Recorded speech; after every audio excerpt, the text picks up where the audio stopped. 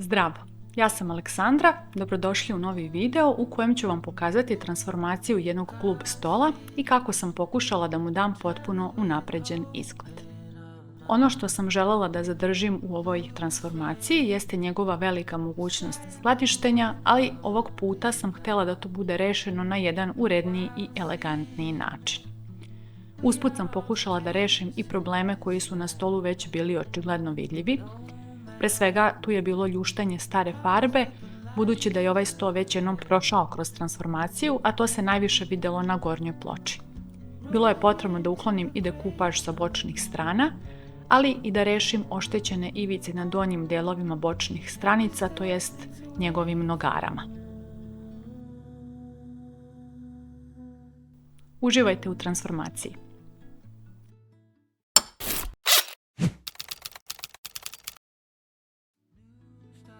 Prvi korak je naravno da ispraznim sto od svih stvari koje se nalaze u njemu, a nakon toga ga iznosim na verandu.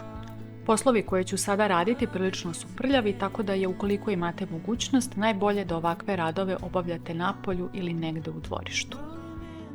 Prvo što ću uraditi jeste uklanjanje slojeva stare boje. Probala sam najpre strugačem da skinem boju sa površine stola i ona se skidala bez većih problema. Međutim, nisam željela previše da stružem i oštećujem površinu, pa sam odlučila da koristim sredstvo za skidanje boje. Sredstvo se nanosi četkom, a zatim je potrebno ostaviti ga neko vreme da odradi svoj posao.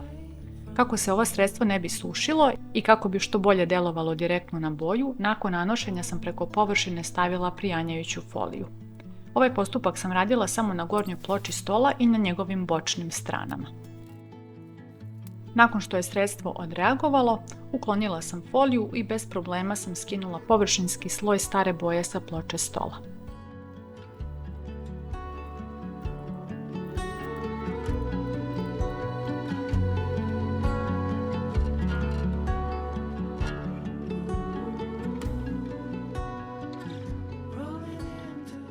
Međutim, kod bočnih stranica situacija je bila malo drugačija. Sama konstrukcija stola je na tim delovima napravljena od drugačije vrste iverice. Iverica je ovdje tamnija, imala je strukturu koja imitira drvo, tako da pretpostavljam da se zbog toga boja za nju mnogo jače vezala. Zato sam na bočnim stranama, kako bih potpuno uklonila i dekupaž i ostale boje, postupak sa sredstvom za skidanje boje morala da ponovim 2 puta. Kada sam uklonila sve slojeve stare boje, prešla sam na brušenje. Površinu cijelog stola, kako spoljašnjih tako i unutrašnjih delova i pregrada za police, izbrusila sam ovom malom trouglasnom brusilicom koristeći šmirglu granulacije 120. Nakon brušenja sam detaljno oprala ceo sto kako bih uklonila ostatke sredstva za skidanje boje, prašinu i sve nečistoće i pripremila ga za naredne korake. Pre nego što krenemo sa farbanjem, uradila sam još jednu važnu stvar. Željela sam da uklonim donje delove nogara, odnosno bočnih strana, koje su već počele da se krune, a ovo se istovremeno uklapalo i u moju ideju koju sam imala za novi izgled stola. Izmerila sam 5 cm od donje ivice bočnih stranica, postavila vodilicu i ručnom kružnom testerom odsekla ovaj deo. Na taj način sam ove bočne stranice kratila sa donje strane za 5 cm.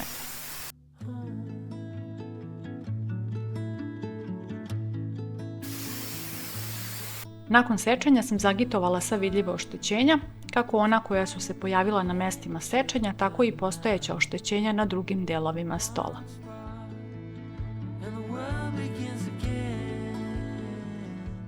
Odlučila sam da u ovoj fazi saniram i policu na kojoj je tokom godina korišćenja došlo do odvajanja od stola.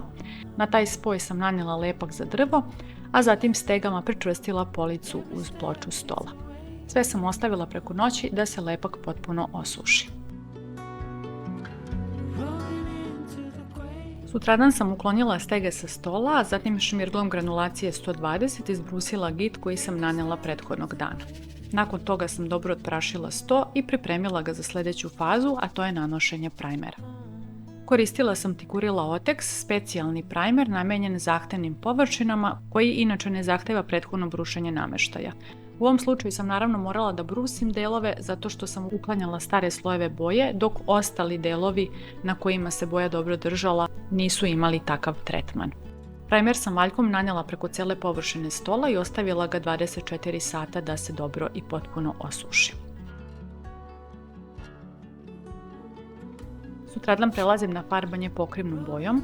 Pre korišćenja valjka obmotala sam oko njega krep traku kako bi ona uklonila sve slabo vezane dlačice, koristila sam moher valjak, a za farbanje Aqua Max pokrivnu boju za drvo.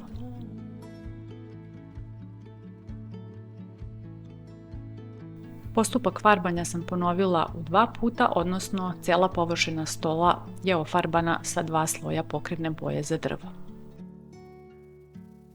Naredni korak je priprema novih delova koje sam naručila u stolarskoj radionici od bele oplemenjene iverice. Prvo podešavam dubinu bušenja u ploči od iverice.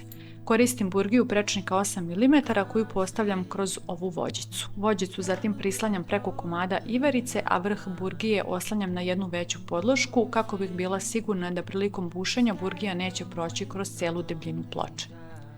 Kada sam odredila tu dubinu, na burgiji pričvršćujem graničnik. Ova vođica se zatim postavlja na prethodno obeleženu liniju bušenja. Na njoj postoje male izbočine koje omogućavaju da se tačno postavi na obeleženu liniju i da se pravilno pozicionira. Nakon bušenja u ovu rupu se stavlja drveni tipl i važno je naravno da rupa ne bude duboka tako da probije površinu iverice. Kada postavim tiplu u ovu prvu izbušenu rupu, potrebno je da odredim koliko će njegovog dela ulaziti u drugi komad iverice.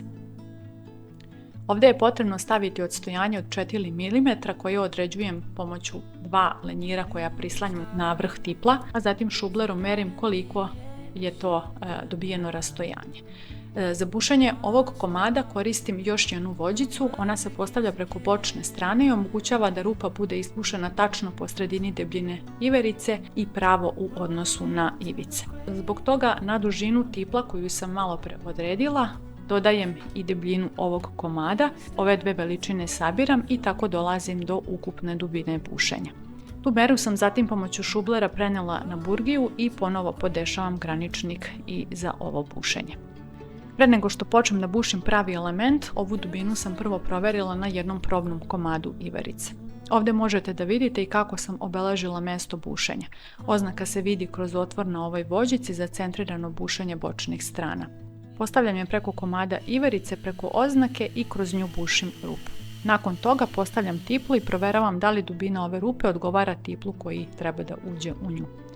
Moram reći da iz prvog pokušaja nisam dobila potpuno odgovarajuću dubinu ove rupe, morala sam da izvršim malu korekciju i da pomerim malo graničnik, ali nakon ovog podešavanja onda se vidjelo da je sve savršeno odgovarajuće. Nakon toga sam mogla da pređem i na prave komade iverice. Mesta za krajnje tiplove sam postavila na 3 cm od ivice, a između njih sam rasporedila još 2 tipla približno na jednakom rastojanju. Njihove pozicije sam morala da unapred isplaniram, budući da će se na istom elementu nalaziti i spojevi sa ivervicima, pa je bilo važno da se rupe za tiplove i mesta za ove ivervike ne nalaze na istim pozicijama.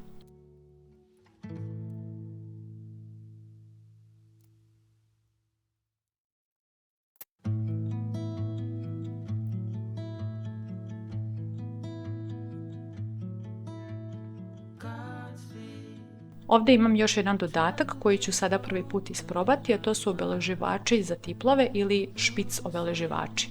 Oni služe da kada spajate 2 komada iverice tiplovima, položaj već izbušenih rupa sa jednog komada što preciznije prenesete na drugi. Nakon što izbušim rupe u prvom komadu, u njih postavljam ove obeleživače koji na vrhu imaju male šiljke. Na drugom komadu potrebno je obeležiti liniju na kojoj će se nalaziti spojevi tiplova, a zatim prvi komad sa postavljenim obeleživačima precizno namještam na tu liniju, lagano pritisnem, odnosno malo udarim čekićem i šiljci tada ostavljaju male oznake na drugoj ploči, pa na taj način se tačno zna gdje treba da se izbuše rupe za drugi deo spoja. Dolazimo sada do sklapanja elemenata na samom stolu. Prvi korak je da obeležim gdje će doći prva pregrada na ovoj za sada još uvijek polici stola. Obeležavam sredinu i tačnu poziciju elementa koji ću prvi postaviti.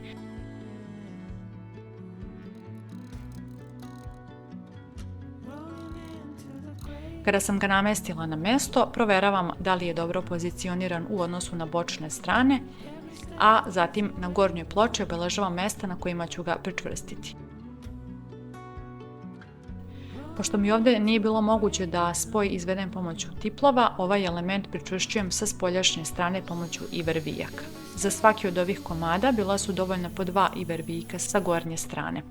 Prvo bušim otvore burgijom za drvo prečnika 6 mm, a zatim kroz ove iste otvore prolazim trostepenom burgijom koja priprema otvor tako da iver vijak može pravilno da nalegne.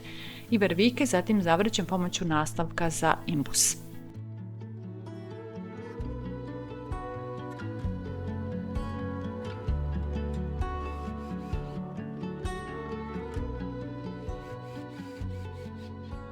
Isti postupak ponavljam i sa suprotne strane stola, tako da je ova prva pregrada sada pričvršćena. Ovdje na ploči možete da vidite sva 4 postavljena iver vijka. Dok je sto još u ovom položaju, postavljam nogare. Ovdje je možda pravi trenutak da napomenem da će se ovaj sto u toku transformacije zapravo okrenuti na glavačke. Njegova dosadašnja gornja ploča postaće podnožje stola, pa će na kraju dobiti potpuno drugačiju konstrukciju i izgled. Sličan princip sam koristila i prošle godine kada sam okretanjem jedne stare stolice napravila pomoćni stočić, a ako vas zanima i ta transformacija, link do toga vam je na samom ekranu. Za ovaj sto koristim ukupno 5 nogara. Zbog njegove veličine odlučila sam da pored 4 nogare u uglovima dodam i 5 na sredini kako bi opterećenje bilo ravnomerno raspoređeno. Svaka stopa nogare pričvršćuje se pomoću 4 šrafa, pa sam najprije odredila njihove tačne pozicije. Središnja nogara nalazi se tačno u centru ploče, dok sam ostale 4 pozicionirala tako da njihov centar bude na temenu kvadrata 4x4 cm. Najprije bušim male rupe burgijom prečnika 2 mm, a zatim kroz njih pričvršćujem nogare šrafovima. Ovdje samo obratite pažnju na dužinu šrafova kako ne bi prošli kroz samu ploču. Ja sam u ovom slučaju koristila šrafove dimenzije 4x18 mm. Sada okrećem sto u položaj u kom će se na kraju zaista i koristiti. U tom položaju obeležavam mesta na kojima treba da dodatno pričvrstim već postavljenu pregradu i sa suprotne strane. To ponovo radim pomoću iver vijaka na isti način kao malopre. Prvo bušim burgijom prečnika 6 mm na obeležena mesta, zatim prolazim trostepenom burgijom i na kraju pričvršćujem elemente iver vijcima.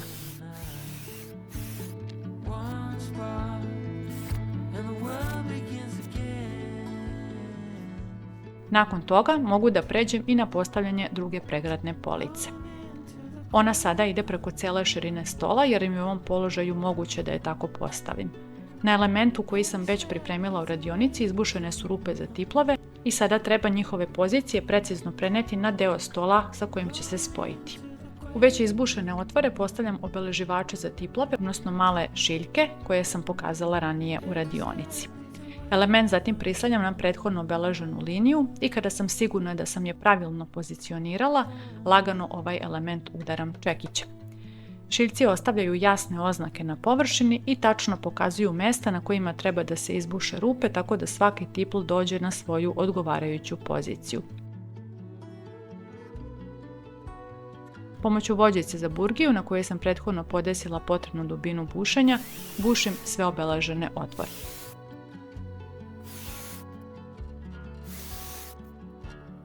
Zatim u rupe nanosim lepak za drvo, kao i prethodno izbušene otvore na drugom elementu, postavljam tiplove i na taj način spajam ova dva komada.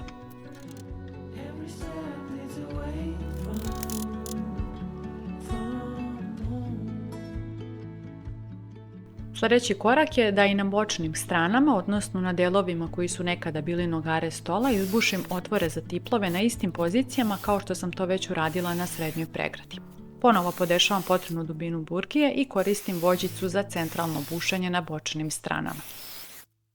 Sada dolazim i do meni najkomplikovanijeg dela, a to je da sve pozicije tiplova precizno prenesem na novu ploču stola, izbušim je na odgovarajućim mestima i zatim spojim sa obe bočne strane i srednjom pregradom.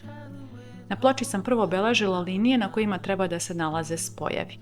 Nova ploča je sa svake strane za 2,5 cm šira od samog stola, odnosno toliko prelazi preko njegovih ivica, pa sam morala nekako da olakšam sebi njeno precizno pozicioniranje. Pošto je prilično nezgodno sa donje strane vidjeti da li je ploča svuda ravnomjerno postavljena, na 2 dijagonalna ugla stola sam pomoću dvostrano samolepljive trake pričvrstila letvice. One mi služe kao graničnici i omogućavaju da ploču svaki put vratim na potpuno istu poziciju. Kada sam ploču pravilno namjestila, u ovom prvom koraku obeleživači za tiplove se nalaze na obe bočne strane stola. Preko ploče stavljam komad kartona kako je ne bih oštetila i lagano udaram čekićem, tako da šiljci obeleživača ostave tragove na mjestima gdje treba da izbušim otvore.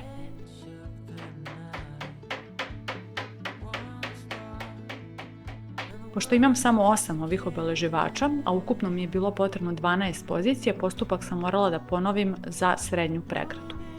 Obeleživači sa jedne bočne strane sam prebacila na srednju pregradu, a zatim ploču ponovo vraćam na potpuno isto mesto. Tu su mi upravo ovi graničnici od letvica bili veoma korisni jer sam mogla precizno da je vratim u prethodnu poziciju. Kada sam sigurna da je sve dobro poravnato, ponovo preko kartona lagano udaram čekićem, ovog puta iznad srednje pregrade i tako dobijam oznake i za preostala 4 tipla. Nakon toga uklanjam obeleživače, a ploču postavljam preko stola kako bih odmah na licu mesta izbušila sve otvore. Kako se ploča pri tome ne bi izgrebala ili oštetila, između nje i bočnih stranica postavljam komade kartona. Na isti način na koji sam vam već pokazala, podešavam dubinu burgije i zatim bušim svih 12 obeleženih mjesta za tiplove na novoj ploči stola.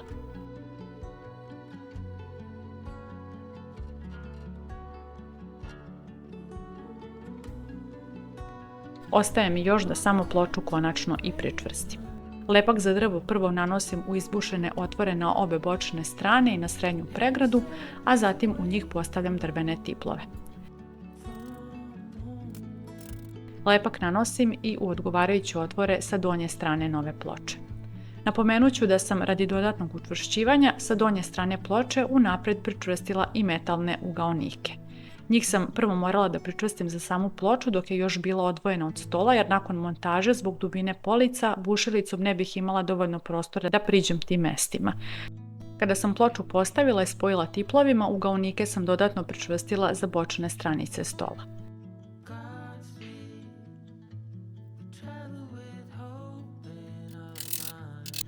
Kada je sve konačno spojeno i pričvršćeno, ostaje još samo da dodamo malo dekoracije kako bih vam pokazala kako izgleda završena prva faza ove transformacije.